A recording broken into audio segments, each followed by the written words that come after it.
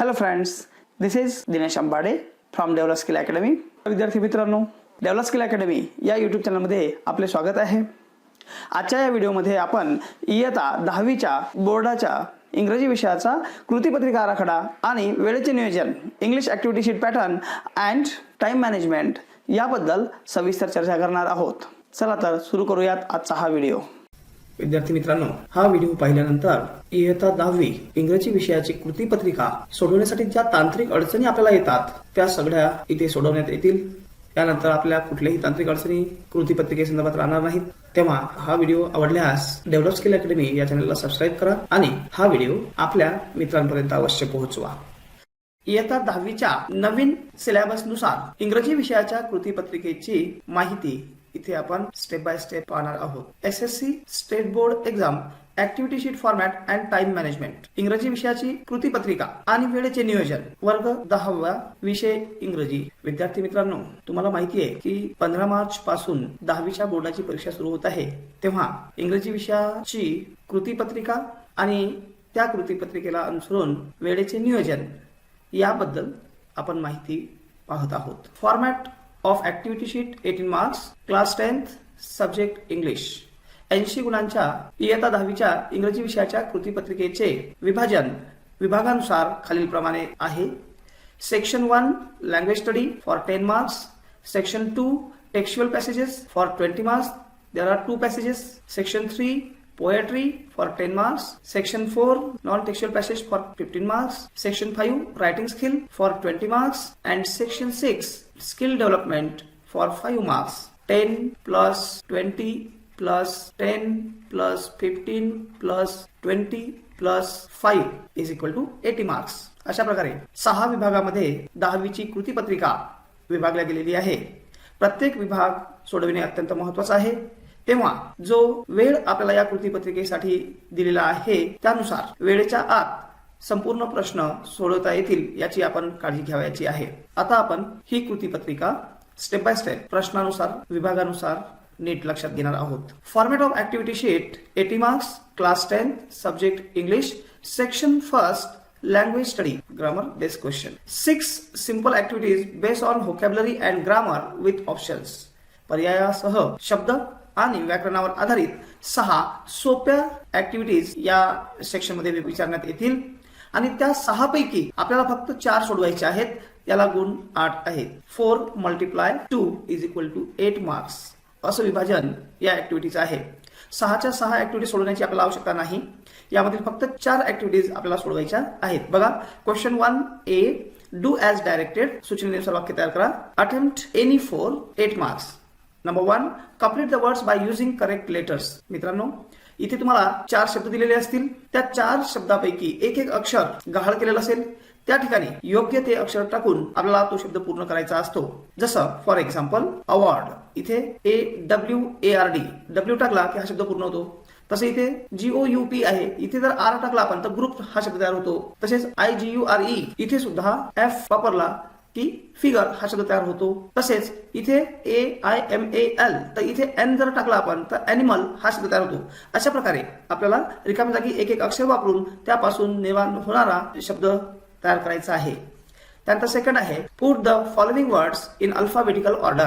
इथे तुम्हाला 2 शब्दांचे ग्रुप दिलेले असतील, 4 शब्दांचे, आणि हे आपल्याला अल्फाबेटिकल ऑर्डर नुसार लावायचे आहे. ABCD याप्रमाणे. हे लावत असताना आपण लक्षात घ्यायचं आहे की डिक्शनरीमध्ये ज्या प्रकारचे शब्द वापरलेले असतात किंवा मांडलेले असतात त्याप्रमाणे हे शब्द आपल्याला इथे मांडायचे असतात. यातही पहिला जे ग्रुप आहे हा सोपा असतो समजायला, पण दुसरा थोडासा कठीण असतो. कारण पहिल्यामध्ये सेपरेट वेगवेगळ्या अक्षरांनी सुरू होणारे शब्द आहेत, परंतु दुसऱ्या ग्रुपमध्ये एकाच अक्षराने पहिले 1-2 अक्षर समान असणारे शब्द आहेत. तेव्हा आपल्याला 1 बाय 1 याला लक्षात घ्यायचं आहे. बघा, इथे पहिला दिलाय P, दुसरा आहे G, नंतर आहे N आणि नंतर आहे A. तर A ला नंबर 1 द्यायचा, G ला नंबर 2, कारण A च्या नंतर ABCD नुसार जर क्रम पाहिला आपण तर G 2 नंबरला येतं, त्याच्यानंतर N 3 नंबरला येतं आणि P 4 नंबरला येतं. मग याचा क्रम आपल्याला असा सरळ करावा लागेल. पहिल्यांदा ॲक्रॉस शब्द लिहावा लागेल, नंतर गोल शब्द लिहावा लागेल, नंतर नाईटमेअर शब्द लिहावा लागेल आणि मग शेवटी प्लेजर हा शब्द लिहावा लागेल. तसंच खालील शब्दांचं सुद्धा इथे सुद्धा युनिक, युनियन, युनिफॉर्म आणि युनिव्हर्सिटी असे शब्द आहेत. तेव्हा आपण जर पाहिलं तर आपल्या असं लक्षात येईल की पहिले 3 अक्षरे ही समान आहेत प्रत्येक ठिकाणी. तेव्हा त्याच्यानंतर येणारं जे अक्षर आहे यानुसार आपल्याला विचार करावा लागेल. तर इथे क्यू आहे, इथे ओ आहे, त्यानंतर इथे एफ आहे आणि इथे व्ही आहे. तर एबीसीडी नुसार पहिलं एफ हे अक्षर येतं, दुसरं ओ येतं, तिसरं क्यू आणि चौथं व्ही हे अक्षर येतं. याप्रमाणे आपल्याला या शब्दांचा क्रम मांडावा लागेल. युनिफॉर्म, युनियन, युनिक आणि मग युनिव्हर्सिटी. अशा प्रकारे हे दोन्ही शब्दांचे ग्रुप आपल्याला व्यवस्थित एबीसीडी सारख्या क्रमानुसार हे तयार करायचे आहेत. त्यानंतर थर्ड ऍक्टिव्हिटी आहे पंच्युएट द फॉलोइंग सेंटेन्सेस. इथे योग्य विरामचिन्हांचा वापर करून आपल्याला खालील वाक्य पूर्ण करायचे असतात. तेव्हा काही मुख्य विरामचिन्हे आपल्याला लक्षात घ्यायची आहेत. जसे सिंगल युनिटेड कॉमा आहे, डबल युनिटेड कॉमा आहे, त्याच्यानंतर पुन्हा कॉमा आहे, फुल स्टॉप आहे, क्वेश्चन मार्क आहे, एक्सक्लेमेशन मार्क आहेत इत्यादी. अशा प्रकारच्या विरामचिन्हांचा वापर करून आपल्याला वाक्य पूर्ण करायचे असतात. ज्या लोकांनी डायरेक्ट आणि इनडायरेक्ट स्पीचचा अभ्यास केलेला आहे त्या लोकांना विरामचिन्हाचा वापर करायला सोपं जातं थोडं. कारण तिथे डायरेक्ट स्पीच मधले जे वाक्य आहेत हे पूर्ण विरामचिन्हामध्येच वापरलेले असतात. तेव्हा याचा पुरेसा सराव आपण करणं गरजेचं आहे. बघा काही ठिकाणी काय होतं की विरामचिन्हाच्या वापरासोबतच काही अक्षर सुद्धा कॅपिटलमध्ये घ्यावे लागतात. तेव्हा ते कोणते अक्षर आहेत हे पण आपल्याला लक्षात घ्यायचं आहे. खालील उदाहरणामधून आपण हे समजून घेऊयात, म्हणजे या प्रकारचे वाक्य आले तर तुम्हाला ते व्यवस्थित करता येतील. बघा इथे पहिलं आहे सी सेड. सी चा एस पहिले आपल्याला कॅपिटल घ्यावा लागेल, सेड नंतर कॉमा द्यावा लागेल, एच्या आधी डबल युनिट कॉमा करावा लागेल आणि ए ला कॅपिटलमध्ये घ्यावं लागेल. She said A baker change my life आणि पुन्हा इन्व्हर्टेड कॉमा द्यावा लागेल आणि फुल स्टॉप घ्यायचा आहे. या प्रकारे आपल्याला इथे विरामचिन्हाचा वापर करायचा आहे. परंतु इन्व्हर्टेड कॉमा मधील जे वाक्य आहेत त्या वाक्यातील पहिल्या शब्दाची सुरुवात ही कॅपिटल लेटरने होते, तसेच सुरुवातीला सुद्धा कॅपिटल लेटरने वाक्याची सुरुवात होत असते. तेव्हा हे आपण लक्षात घ्यायचं आहे. म्हणजे फक्त इथे तुम्हाला विरामचिन्हाचाच वापर करायचा नाही तर वाक्याच्या सुरुवातीचं अक्षर सुद्धा कॅपिटल करणे आवश्यक आहे. तसंच इथे सेकंड दिलाय बघा हॅव. हॅवचा एच तुम्हाला पहिल्यांदा कॅपिटल करावा लागेल आणि हे वाक्य इन्व्हर्टेड कॉमा टाकावं लागेल कारण हॅव यू स्टडीड इट आणि इथे पुन्हा क्वेश्चन मार्क द्यावा लागेल कारण हॅवने सुरुवात आहे, वर्बल क्वेश्चन दिसतोय. इन्व्हर्टेड कॉमा कंप्लीट करावा लागेल. त्याच्यानंतर ही आस्क मी पुन्हा फुल स्टॉप द्यावा लागेल. तेव्हा इन्व्हर्टेड कॉमा झाल्यानंतर पुन्हा कॉमा द्यावा लागेल आणि हिचा एच छोटा करावा लागेल. म्हणजे वाक्य कसं होईल have you studied it question mark double inverted comma complete comma he asked me. अशा प्रकारचे वाक्य होईल. आणि यामध्ये कॅपिटल जिथे एच आहे तिथे स्मॉल एच केलाय आपण, कॉमा इन्व्हर्टेड कॉमा कुठे टाकलाय ते बघा, इथे स्मॉल एच आहे तर सुरुवातीला कॅपिटल एच केलाय. तर अशा प्रकारे विरामचिन्हांचा वापर करून आपल्याला वाक्य व्यवस्थित लिहायची आहेत. त्यानंतर फोर्थ ऍक्टिव्हिटी आहे make 4 words minimum 3 letters each. कधी कधी इथे 3 लेटर्सच्या ऐवजी 4 लेटर्स सुद्धा विचारू शकते, 5 लेटर्स सुद्धा विचारू शकते की कमीत कमी 3 अक्षर किंवा 4 अक्षर घेऊन तुम्हाला 4 शब्द तयार करायचे आहेत. Using the letters in the word exploitation. Exploitation या शब्दातील अक्षरे घेऊन 4 शब्द तुम्हाला तयार करायचे आहेत. तर इथे यापासून कुठले कुठले शब्द तयार होतात हे आपण पाहूयात. एक होतो लॉयन, त्याच्यानंतर दुसरा होतो टायटन, तिसरा शब्द होतो टेप, चौथा शब्द होतो पोलाइट. असे आपल्याला इथे अक्षरांचा वापर करून एक्सप्लॉयटेशन किंवा इथे कोणताही शब्द येऊ शकतो. हा शब्द बोर्ड परिस्थितीला असं नाही, इथे कुठलाही शब्द येऊ शकतो. तेव्हा त्या शब्दाचा विचार करायचा, त्यामध्ये अक्षर घ्यायचे आणि 4 शब्द आपल्याला इथे तयार करायचे असतात. या प्रत्येक ऍक्टिव्हिटीला 2 गुण आहेत लक्षात घ्या.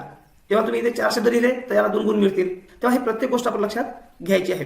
त्यानंतर activity number 5 write related words as shown in the example. इथे एखादी छोटीशी वेब डायग्राम दिली असेल आणि मेन पॉईंट्स इथे तुम्हाला लक्षात घेणं गरजेचं आहे की नेमकं मेन पॉईंट्स कुठला दिला आहे आणि त्याच्याशी संबंधित शब्द तुम्हाला इथे लिहायचे आहेत. जसे पोएमशी संबंधित शब्द म्हटलं तर आपल्याला कोणते लिहिता येतात बघा, जसे राईम, राईम स्कीम किंवा रायमिंग वर्ड्स असं पण घेऊ शकतो आपण. त्याच्यानंतर व्हर्स, त्यानंतर एखाद्या कवितेचा प्रकार लिहू शकतो आपण जसं बॅलड, त्याच्यानंतर सॉनेट. अशा प्रकारे पोएमशी संबंधित आपल्याला इथे 4 शब्द लिहायचे असतात. त्यानंतर activity number 6 complete the word chain of verbs. Add 4 words each beginning with the last letter of the previous word. इथे एक शब्द दिला आहे, या शब्दाच्या लास्ट अक्षर घेऊन 4 शब्द लिहायचे आपल्याला आणि ते वर्ब फॉर्म मध्येच. आता इथे वर्ब फॉर्म मध्ये विचारले, पण परीक्षेत तुम्हाला नाउन फॉर्म विचारू शकते, ऍडजेक्टिव्ह फॉर्म सुद्धा विचारू शकते, वर्ब फॉर्म सुद्धा विचारू शकतो. ज्या पार्ट ऑफ स्पीच मध्ये शब्द विचारले तर त्याच पार्ट ऑफ स्पीच मधून शब्द शोधून आपल्याला इथे लिहायचे आहेत. इथे आता वर्बशी रिलेटेड सांगितलं आहे, त्यामुळे एन्काउंटर हा वर्ब फॉर्म आहे. तर आर पासून सुरू होणारा आपल्याला वर्ब फॉर्म इथे लिहायचा आहे, जसे राईज. ई पासून पुन्हा आपल्याला पुढचा वर्ब फॉर्म लिहायचा आहे या अक्षरापासून एक्सप्लोअर. त्यानंतर पुन्हा ई पासून तयार होणारा नवीन शब्द आपल्याला इथे घ्यायचा आहे इरेक्ट आणि टी पासून पुन्हा तयार होणारा शब्द इथे आपल्याला घ्यायचा आहे टेक. अशा प्रकारे प्रत्येक शेवटच्या अक्षरापासून, प्रत्येक शब्दाच्या शेवटच्या अक्षरापासून नवीन तयार होणारा वर्ब फॉर्म आपल्याला इथे निवडायचा आहे. आता इथे वर्बच्या ऐवजी नाउन विचारला असेल तर तुम्हाला नाउन मध्ये तयार करावं लागेल, ऍडजेक्टिव्ह विचारला असेल तर ऍडजेक्टिव्ह मध्ये लक्षात घ्यावं लागेल.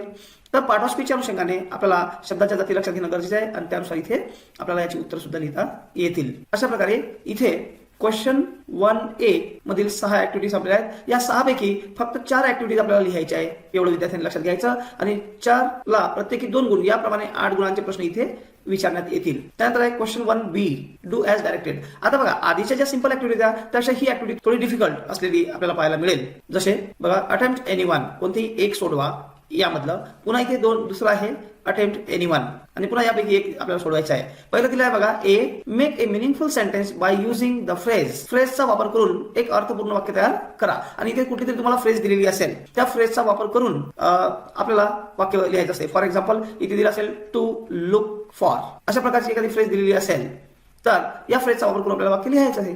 जसं for example, I am looking for the person who sell mangoes. त्यानंतर याला ऑर मध्ये प्रश्न असतो पुन्हा. जर समजा एखादी ही फ्रेज डिफिकल्ट आली, आपल्याला लक्षात नाही येत आहे, तर याला ऑर मध्ये दुसरा प्रश्न असतो, त्याचे उत्तर आपण निवडू शकतो. For example, add a clause, एक पोटवाक्य ऍड करा टू द फॉलोइंग सेंटेन्स, खालील वाक्याला, टू एक्सपांड इट मिनिंगफुली, की त्याला अर्थपूर्णरित्या वाढवण्यासाठी. फॉर एक्झाम्पल इथे एक्झाम्पल म्हणून घेतलेलं आहे, हेच येईल असं नाही परीक्षेत कुठले वाक्य येऊ शकते. फॉर एक्झाम्पल बघा, आय रीड द बुक, याला क्लॉज जोडून आपल्याला पुढे वाक्य करायचं आहे, which is written by Tagore, असं आपल्याला वाढवायचं आहे की मी पुस्तक वाचत आहे जे टागोरांकडून लिहिल्या गेलेलं आहे. पण इथे क्लॉज वापरायचा आपल्याला, म्हणून विचने आपला हा पुढचा क्लॉज जोडलेला आहे. त्यानंतर अटेम्प्ट एनीवन, पुन्हा दुसरा आहे. या दोनपैकी एक अटेम्प्ट केल्यानंतर तुम्हाला दोन्ही अटेम्प्ट करायची नाहीये, दोनपैकी कोणतंही एकच सोडवायचं आहे. त्यानंतर इथे दुसरा जेव्हा प्रश्न येतो तेव्हा याच्यातीलही एकच आपल्याला सोडायचं आहे. आणि इथे काय सांगितलंय बघा, ऍड प्रिफिक्स और suffix to make new words. आता प्रिफिक्स आणि सफिक्स काय हे लक्षात घेणं गरजेचं आहे. प्रिफिक्स म्हणजे शब्दाच्या सुरुवातीला वापरलेली काही अक्षरे की ज्यापासून नवीन शब्द तयार होतो, आणि सफिक्स म्हणजे शब्दाच्या शेवटी वापरलेली काही अक्षरे ज्याला पूर्ण अर्थ नाहीये, पण ते काही अक्षर आहेत 2-3 की जे अक्षर वापरल्यानंतर त्यापासून नवीन शब्द तयार होतो. तर आता आपल्याला 2 शब्दामध्ये याचा वापर करून आपल्याला नवीन शब्द तयार करायचा आहे. फॉर एक्झाम्पल, पहिला आहे बुक, तर बुकचा आपण बुकिश असं लिहू शकतो. त्याच्यानंतर व्ह्यू आहे, इथे व्ह्यू लेस असाही शब्द आपण तयार करू शकतो. इथे सफिक्स दोन्ही ठिकाणी जोडला गेलेला आहे. एखादा शब्द तुम्हाला जसा ऍडव्हान्टेज आहे, तर इथे आपण डिसएडव्हान्टेज असं सुद्धा लिहू शकतो, म्हणजे DIS हे प्रिफिक्स लावू शकतो. किंवा याला सफिक्स जर लावायचा असेल तर ऍडव्हान्टेजेस किंवा याला एस लावू शकतो, किंवा OUS हे सुद्धा आपण त्याला लावू शकतो. ऍडव्हान्टेजेस, ऍडव्हान्टेजियस किंवा डिसएडव्हान्टेज असे, म्हणजे सुरुवातीला लावले तर डिस लागतोय, नंतर लावला तर एस किंवा OUS याचा वापर आपल्याला इथे करता येतो. अशासारखे 2 शब्द तुम्हाला दिले असतील, त्याच्या एक सुरुवातीला शब्द लागते का ते पाहायचं, किंवा शेवटी लागतात का पाहायचं अक्षर, आणि ते अक्षर लावून शब्द तयार करायचा नवीन. इथे सुद्धा दुसरा शब्द असाच आपल्याला तयार करायचा असतो. आणि मला असं वाटते की हा प्रश्न फार सोपा आहे, याला तुम्ही फक्त अक्षर जोडून नवीन शब्द तयार करायचा आहे. किंवा याला ऑर मध्ये दुसरा प्रश्न असा आहे, use any one of the following words in your on sentence, की खाली दिलेले शब्द जे आहेत त्यापैकी एक शब्दाचा वापर करून स्वतःच्या वाक्यात त्याचा आपल्याला वापर करायचा असतो. इथे वर जे शब्द दिलेले असतील तेच शब्द खाली दिलेले असतील. जसे इथे व्ह्यूला व्ह्यू दिला आहे आणि बुकला इथे बुक दिलेला आहे. अगदी सोप्या पद्धतीने लिहायचं असेल तर बघा, I like to read the books of Shakespeare असं आपण लिहू शकतो. व्ह्यूचं वाक्य लिहायचं असेल तर, in my view we should follow our own time table किंवा स्टडी प्लॅन, आपण असं स्टडी प्लॅन असं सुद्धा लिहू शकतो. यापैकी कोणतेही एक आपण तिथे घेऊ शकतो. तर अशा प्रकारे आपल्याला जे कोणते शब्द दिलेले असतील त्यापैकी कोणत्याही एका शब्दाचा वापर आपल्या वाक्यात करायचा असतो. तेव्हा ही पण ऍक्टिव्हिटी सोपी आहे.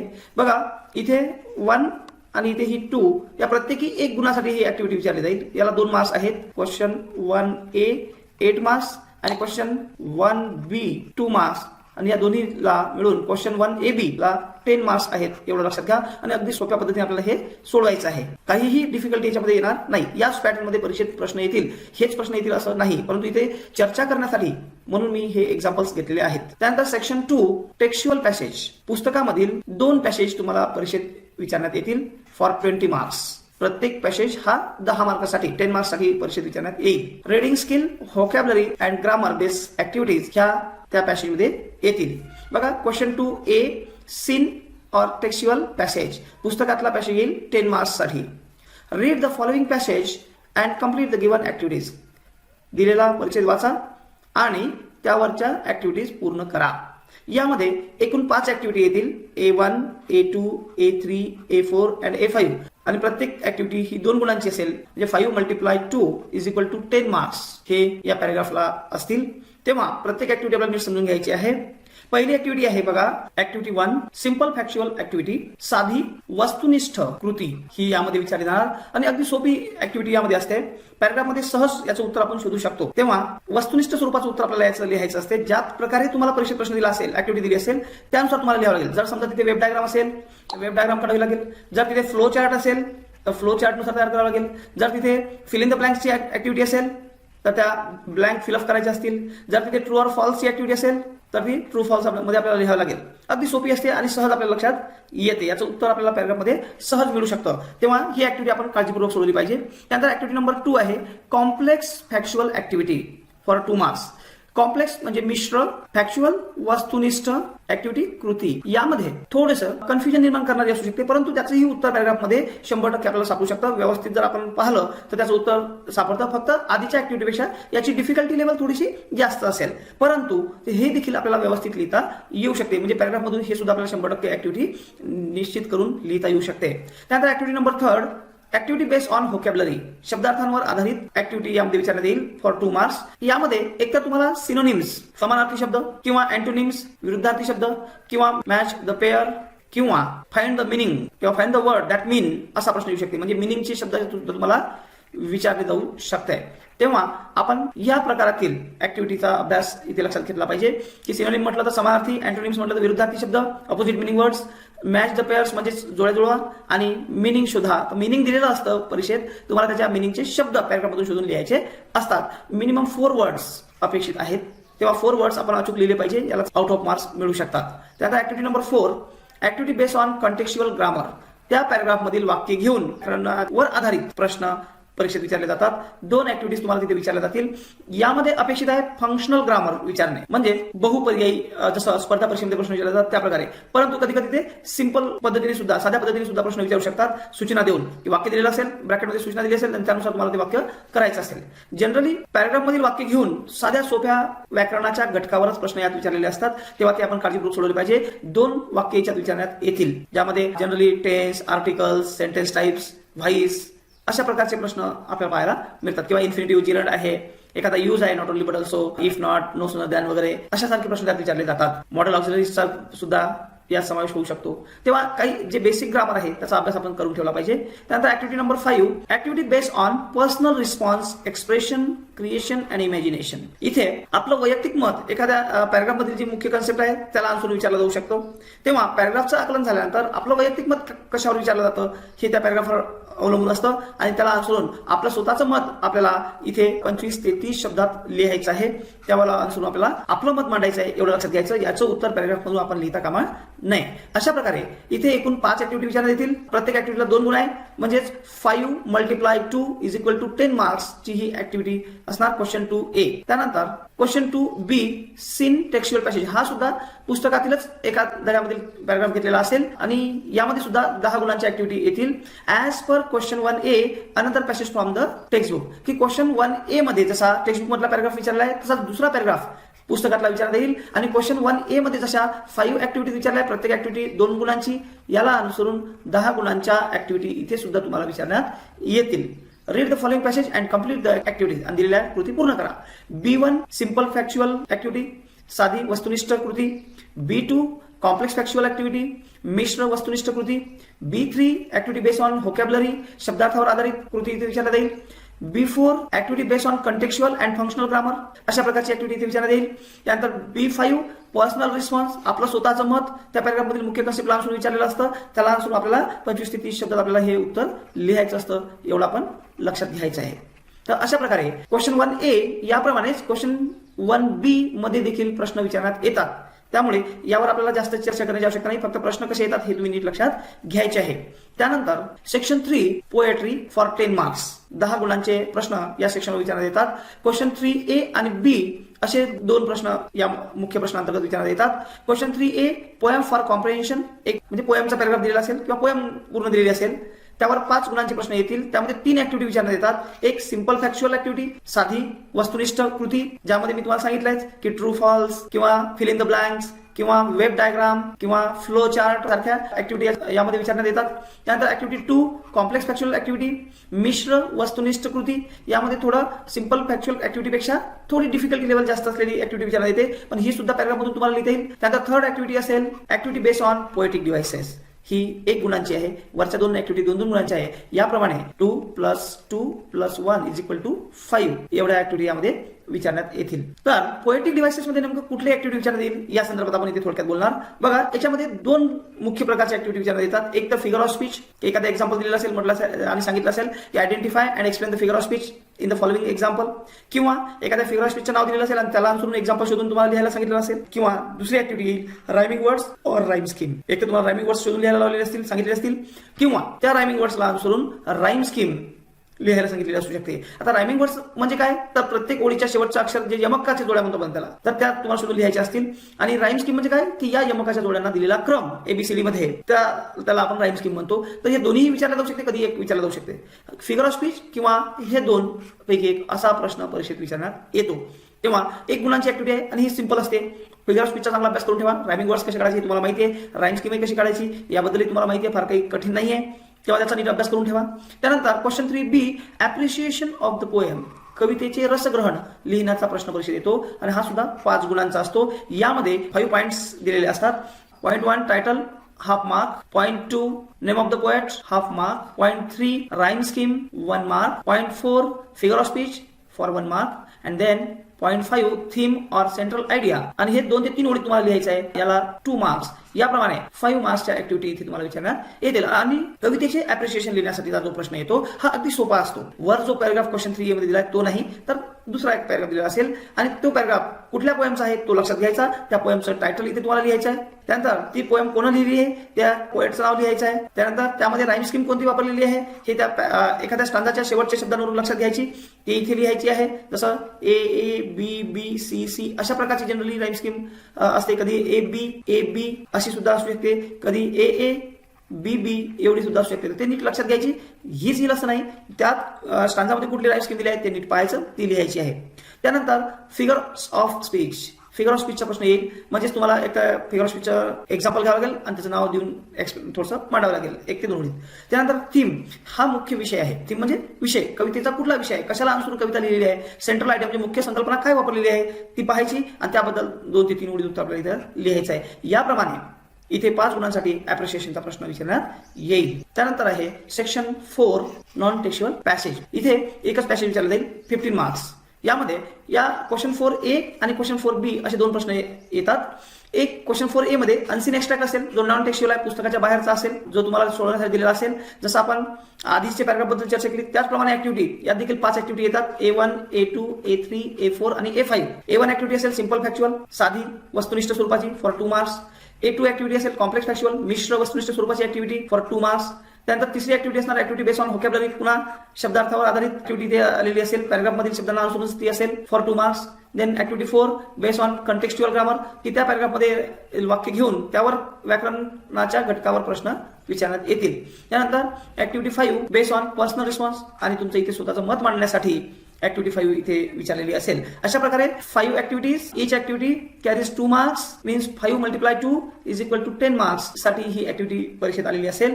त्यानंतर क्वेश्चन 4B हा असणार आहे तुम्हाला समरी रायटिंगचा प्रश्न of another non textual passage. दुसऱ्या पॅराग्राफ दिलेला असेल आणि त्यावर तुम्हाला समरी लिहायला सांगितलेली असेल फॉर 5 मार्क्स. समरी लिहिताना तो पॅराग्राफ शांततेने वाचायचा आहे. लक्षात घ्या, पुस्तकातील पॅराग्राफ हे ओळखीचे असल्यामुळे आपल्याला वेळ वाचतो, परंतु हे दोन्ही पॅराग्राफ पुस्तकाच्या बाहेरचे असल्यामुळे याला इतर पॅराग्राफच्या तुलनेत थोडा वेळ जास्त लागेल. फक्त इथे लक्षात घ्या की तुम्हाला हे काळजीने वाचायचं आहे, लक्षात घ्यायचं आहे आणि मग त्या ऍक्टिव्हिटी व्यवस्थित सोडवायच्या आहेत. ह्या ऍक्टिव्हिटी सोडताना पहिल्या 2 ज्या ऍक्टिव्हिटी आहे ह्या पहिल्यांदा वाचून घ्यायच्या, म्हणजे जेणेकरून या दोन्ही ऍक्टिव्हिटीचे उत्तर आपल्याला पॅराग्राफमध्ये सापडतात, तेव्हा ते नीट लक्षात घ्यायचे आहे. समरी रायटिंग मध्ये पॅराग्राफ एक वेळा शांततेने वाचायचा, दुसऱ्यांदा वाचताना त्यातील मेन पॉईंट्सला अंडरलाईन करायचं, थोडक्यात छोटे छोटे डॉट करून ठेवायचे, म्हणजे आपल्याला लक्षात येते मेन पॉईंट कुठे आहे. आणि ते जे मेन पॉईंट्स आहेत त्या मेन पॉईंट्सला अनुसरून सिंपल लँग्वेजमध्ये, म्हणजे स्वतःच्या भाषेत इंग्लिशमधूनच ते पॉईंट्स आपल्याला मांडायचे असतात. जनरली 1/3 पॅराग्राफ लिहिण्याची अपेक्षा असते, परंतु इथे समरी रायटिंग आता अशा प्रकारचं नाहीये. तर तुम्हाला सर्व महत्त्वाचे पॉईंट शोधावे लागतील आणि ते पॉईंट स्वतःच्या भाषेत व्यवस्थित मांडावे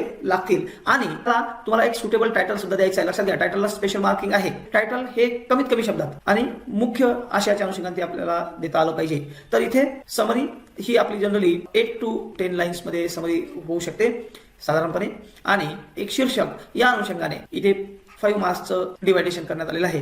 तेव्हा हे नीट लक्षात घ्यायचं आहे आणि समरी रायटिंग आपल्याला याची करायची आहे. समरी रायटिंग म्हणजे काय? सारांश लेखन, की मुख्य माहिती घेऊन छोटासा पॅराग्राफ तयार करणे. त्यानंतर आहे section 5 writing skill for 20 marks. 20 गुणांची ऍक्टिव्हिटी या विभागामध्ये विचारल्या जातात. बघा question 5A letter writing. Letter writing मध्ये तुम्हाला 2 प्रकारचे लेटर्स येतील, एक फॉर्मल लेटर, दुसरं इनफॉर्मल लेटर. तेव्हा तुम्हाला एकतर A1 आणि A2 या 2 ऍक्टिव्हिटी आहेत. एक इन्फॉर्मल विचारला जाईल A1 मध्ये आणि A2 मध्ये फॉर्मल लेटर विचारला जाईल. Do any one of the following activities.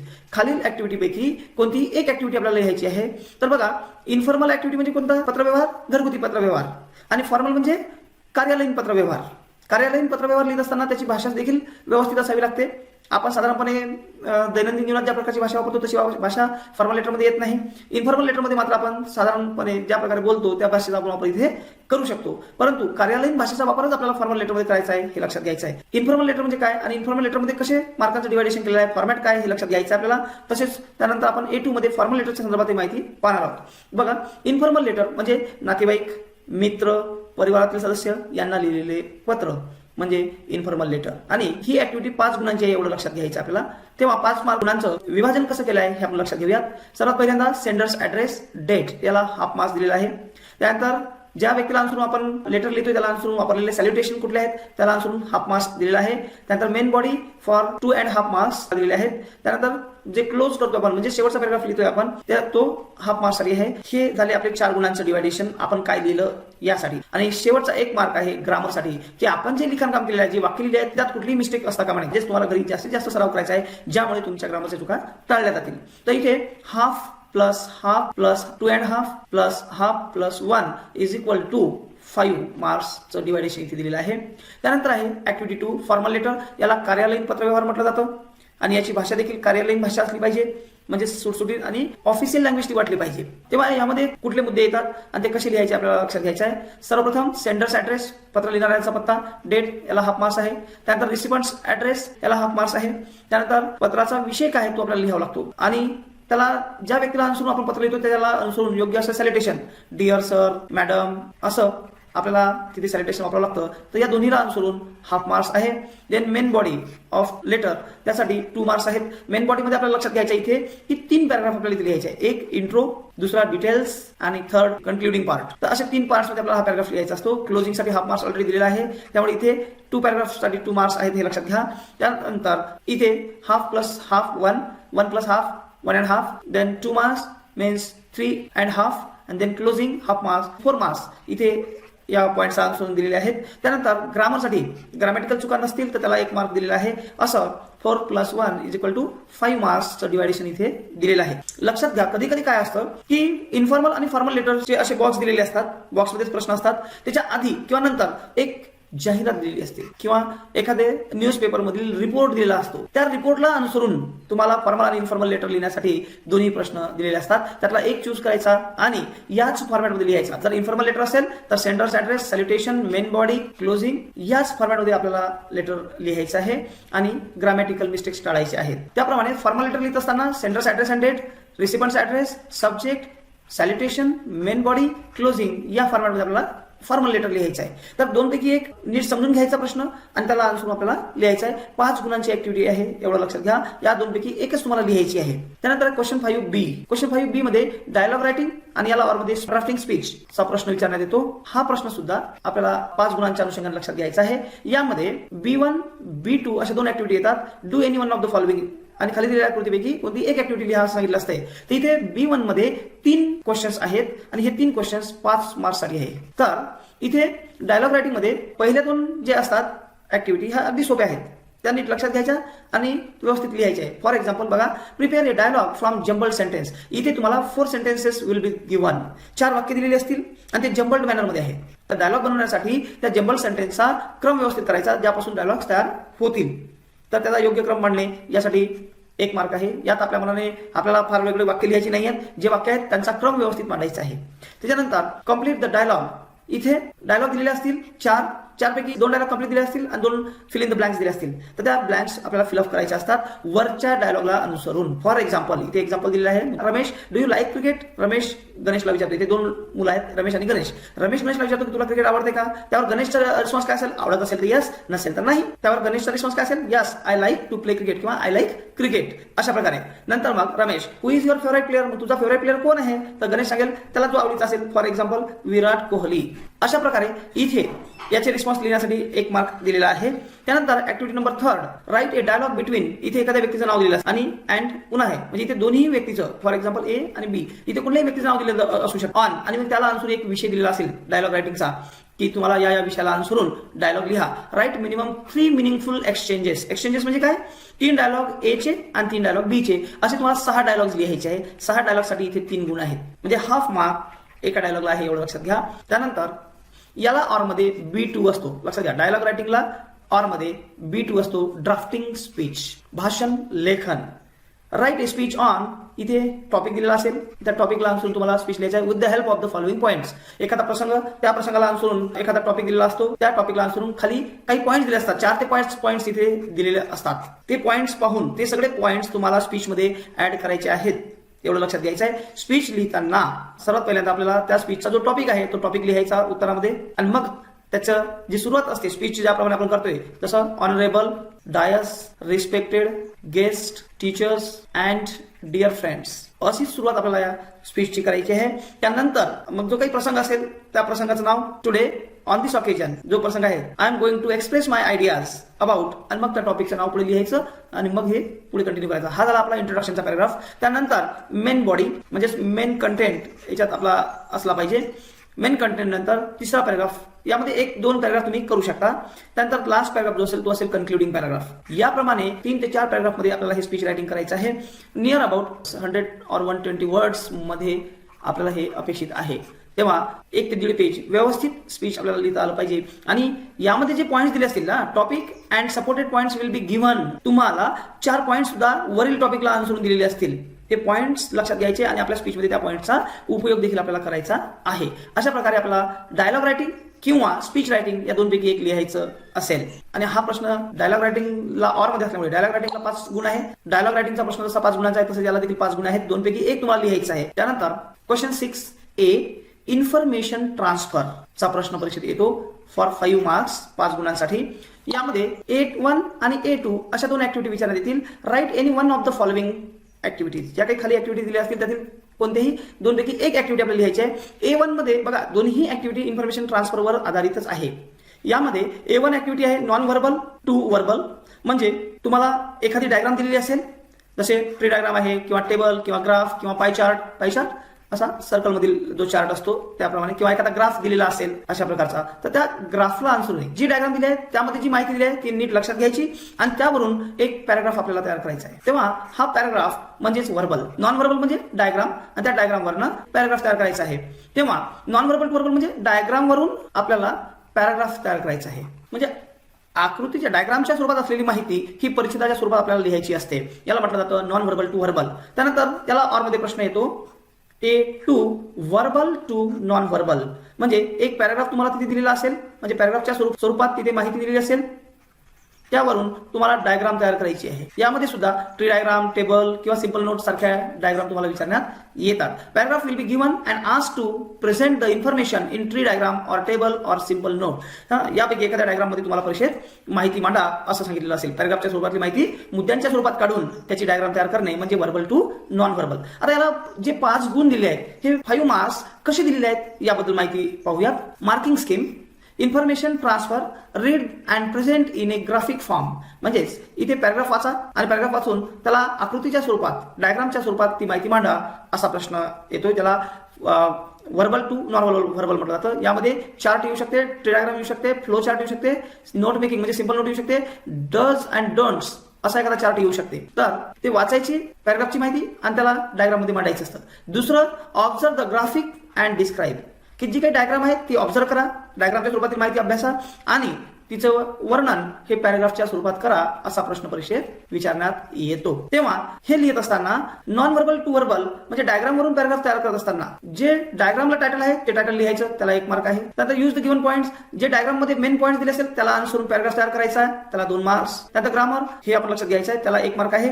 आणि अप्रोप्रिएट बिगिनिंग अँड कन्क्लुजन की हा पॅराग्राफ लिहित असताना अगदी सुरुवात चांगली म्हणजे व्यवस्थित आणि शेवटी त्याचा व्यवस्थित यायला पाहिजे, याला देखील 1 मार्क आहे. मग सुरुवात कशी करणार? From the given diagram we notice that किंवा we come to know that, आपल्याला असं लक्षात येते की धिस डायग्राम इज अबाउट, आणि जो टॉपिक डायग्राम बद्दल दिला असेल तो इथे लिहायचा आहे. अशा प्रकारे सुरुवात करायची. एंडिंग कसं करणार? तर दस the diagram clearly shows that, आणि जे टॉपिक आहे तो इथे मांडायचा आणि कंप्लीट करायचं आहे. तर अशा प्रकारे सुरुवात आणि एंडिंग करायची आहे आणि मधात पूर्ण माहिती ही इथे आपल्याला मांडायची असते. तर अशा प्रकारे नॉन व्हर्बल टू व्हर्बल कसं तयार करायचं आपण पाहिलं. आता व्हर्बल टू नॉन व्हर्बल याला मार्क तसेच आहे. टायटलला 1 मार्क, टोटल पॉईंट्स लिहिण्याला 2 मार्क्स, ग्रामॅटिकल मिस्टेक असेल त्याला 1 मार्क आणि योग्य प्रकारची सुरुवात आणि शेवट याला 1 मार्क. याप्रमाणे 5 मार्कांचं डिवायडेशन दिलेलं आहे. A2 मध्ये व्हर्बल टू नॉन व्हर्बल म्हणजे पॅराग्राफ दिलेला असेल आणि यावरनं आपल्याला डायग्राम तयार करायची असेल. हे करत असताना तुम्हाला पॉईंट्स काढताना काळजी घ्यायची आहे की पॉईंट्स कसे काढायचे ते व्यवस्थित काढून त्याची मांडणी आपल्याला करायची असते. यामध्ये title for 1 mark, covering all points for 2 marks, appropriate graphic layout म्हणजे डायग्राम कशी काढतात त्याला 1 मार्क आणि ओव्हरऑल प्रेझेंटेशन याला 1 मार्क. म्हणजेच 1 + 2 + 1 + 1 = 5 मार्क्स साठी याचं डिवायडेशन दिलेलं आहे. इन्फॉर्मेशन ट्रान्सफरचा खूप सोपा प्रश्न आहे. त्याची व्यवस्थित मांडणी करा, व्यवस्थित अभ्यास करा. कोणत्याही एका पॅटर्न मध्ये जरी तुम्ही तयारी चांगली केली तरी ते तुम्हाला लिहिता येऊ शकतं. दोन्ही पॅटर्नची तयारी करा, verbal to non verbal, non verbal to verbal, दोनपैकी जे सोपा असेल तो व्यवस्थित तुम्हाला तिथे लिहायचा आहे. त्यानंतर question 6B, expand the theme. यामध्ये B1 B2 असे 2 ऍक्टिव्हिटी देतील. Do any one of the following activities, जे काही ऍक्टिव्हिटी दिलेल्या आहेत त्यातील एक तुम्हाला करायची आहे. 5 मार्क्स साठी ही ऍक्टिव्हिटी आहे. B1 आहे न्यूज रिपोर्ट आणि B2 आहे डेव्हलप ए स्टोरी. तर न्यूज रिपोर्ट कशाला असतो बघा, आधारित based on the given headline. तुम्हाला परीक्षेत प्रश्न येईल, read the following headline and prepare A news report with the help of the given points. आणि त्याखाली पॉईंट्स दिले असतील.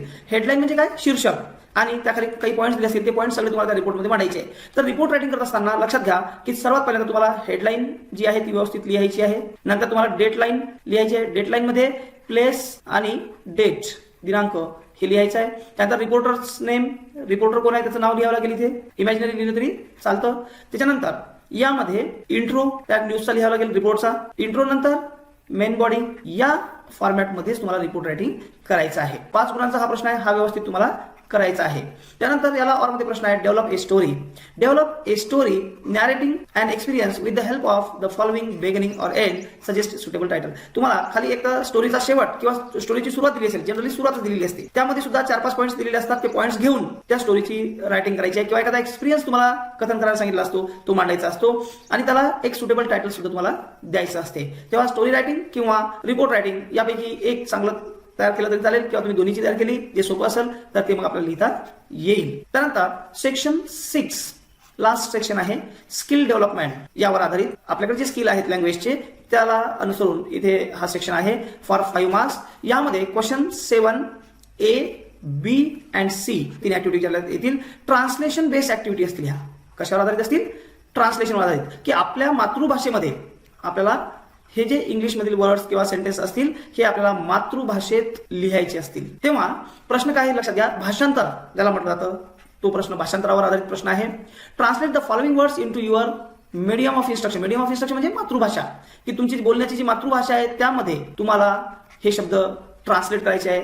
Any 4 words out of 6 English word. English भाषेमधील 6 वर्ड्स तुम्हाला दिले असतील, त्यातील 4 शब्द तुम्हाला ट्रान्सलेट करायचे आहे 2 गुणांसाठी. प्रत्येक शब्दाला हाफ मार्क. याप्रमाणे जसं फॉर एक्झाम्पल इथे एक्झाम्पल दिलाय बघा. एन्शियंट, एन्शियंट म्हणजे प्राचीन, कॉलनी वसाहत, गोल ध्येय, कॉम्पिटिशन स्पर्धा, वेल्थ संपत्ती आणि ऍडव्हान्टेज फायदे. तर असे साधे साधे शब्द तिथे दिलेले असतात. 6 शब्द दिले असतात, 6 पैकी 4 तुम्हाला लिहायचे आहेत आणि ते अचूक लिहायचे आहे, त्याला 2 मार्क्स. त्यानंतर B आहे translate the following sentences into your medium of instruction. तुमच्या मातृभाषेत वाक्य ट्रान्सलेट करा. Any 2 out of 4 English sentences. 4 English भाषेमधील वाक्य असतील, त्यातील 2 कोणतीही 2 वाक्य तुम्हाला इथे ट्रान्सलेट करायचे आहे 2 गुणांसाठी. प्रत्येक वाक्याला 1 गुण. याप्रमाणे आपल्याला 2 मार्क्स या प्रश्न ऍक्टिव्हिटीला आहे. त्यानंतर पुढची ऍक्टिव्हिटी आहे translate the given English proverb idioms into your medium of instruction. की खाली तुम्हाला एखादी म्हण किंवा वाक्प्रचार दिलेला असेल तो आपल्याला इंग्रजीमध्ये देईल तो आपल्याला मराठीमध्ये लिहायचा असतो, आपल्या मातृभाषेत लिहायचा असतो. एनी 1 आउट ऑफ 2, 1 गुणांचा प्रश्न इथे आहे. आणि 2 प्रोव्हर्ब्स किंवा इडियम्स तुम्हाला दिलेले असतील, त्यातील एक तुम्हाला ट्रान्सलेट करून लिहायची असते. यात बघा, फॉर एक्झाम्पल, हे फक्त उदाहरण आहे, लक्षात घ्या, परीक्षेत येणार नाही. हे फक्त मी तुम्हाला समजावून देण्यासाठी एक्झाम्पल घेतलेलं आहे. Necessity is the mother of invention. गरज ही शोधाची जननी आहे असं म्हटलं जातं. तर याला अशा प्रकारे तुम्हाला ट्रान्सलेट करायचं आहे. त्यानंतर दुसरं दिलेलं आहे, where there is will there is way. इच्छा तेथे मार्ग, असा दुसऱ्याचा अर्थ होतो. तर याप्रमाणे तुम्हाला शब्द, वाक्य आणि फ्रेजेस ह्या इंग्लिशमधून आपल्या मातृभाषेमध्ये ट्रान्सलेट करायचे आहे. विद्यार्थी मित्रांनो, अशा प्रकारे इयत्ता 10वीचा इंग्रजी विषयाचा कृतीपत्रिका आराखडा प्रश्नानुसार उदाहरणासह आपण इथे याचा अभ्यास केलेला आहे. मला आशा आहे की तुम्हाला या कृतीपत्रिकेसंदर्भात ज्या काही तांत्रिक अडचणी असतील त्या इथे तुमच्या सॉल्व्ह झाल्या असतील. परीक्षेत प्रश्न लिहिताना व्यवस्थित लिहा. कुठलीही अडचण तुमची इथे या व्हिडिओच्या अनुषंगाने सॉल्व्ह झालेली असेल. जर समजा झालेली नसेल, एखादी अडचण निर्माण झाली असेल, तर तुम्ही मला कमेंटमध्ये कळवा. मी कमेंटमध्ये त्याचं उत्तर तुम्हाला देईल. त्यानंतर ही कृतीपत्रिका सोडवण्यासाठी वेळेचे नियोजन आपल्याला इथे नीट लक्षात घ्यायचे आहे. बघा, time management of activity sheet, subject English, class 10th. तर अभ्यास तुम्ही किती केला हे तर महत्वाचं आहेच. अभ्यास खूप करणं गरजेचं आहे.